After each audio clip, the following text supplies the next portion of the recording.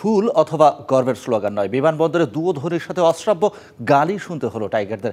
আফগানদের কাছে white wash হওয়ার লজ্জার ভার যেন শেষ হয়নি এখনো। বিমানবন্দরে নেমেও তাই মুখ লুকাতে হলো বাংলাদেশ ক্রিকেট দলের।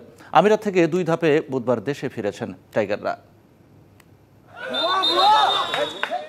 সবচেয়ে বেশি লজ্জা পেয়েছেন ওই তাসকির আহমেদ। ছেলেকে বিমানবন্দরে অভ্যর্থনা জানাতে উপস্থিত ছিলেন তার বাবা আব্দুর রশিদ। 3 ওয়ানডের মধ্যে প্রথমটাতে শুধু জার্সি পরার সুযোগ হয়েছিল তাসকিরের। 8 ওভারে দিয়েছেন 50 রান, ছিলেন উইকেট শূন্য। ছেলেকে সান্ত্বনা দিতে এসে বাবা উল্টো হলেন হেনস্থা। এয়ারপোর্টে উপস্থিত ক্রিকেট ভক্তরা অশ্রাব্য ভাষায় গালিগালাজি করেছেন ক্রিকেটারদের। তড়িঘড়ি করেই তাই বের হয়ে যেতে হয়েছে সবাইকে।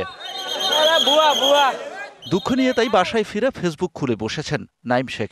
শেষ ওয়ানডেতে সুপার ফ্লপ মারলেও ফেসবুক পোস্টে ছক্কা মেরে দিয়েছেন এই ওপেনার। ঘৃণা নয়, ভালোবাসা চেয়েছেন ভক্তদের কাছে। আফগানিস্তানের বিপক্ষে টি-20 সিরিজে 100-তে 100 পেয়েছে বাংলাদেশ। তবে ওয়ানডেতে সিরিজের ফলাফল ঠিক তার উল্টো। 100-তে মার্ক এসেছে 0। সর্বোচ্চ রানের হার 200-র নিচে টার্গেট রেখেও ম্যাচ জিততে না পারা, টানা 2 ম্যাচ 30 ওভার ব্যাট করতে না পারা, কত কারণেই না দর্শকদের বিরাগভাজন হতে হলো ওদের।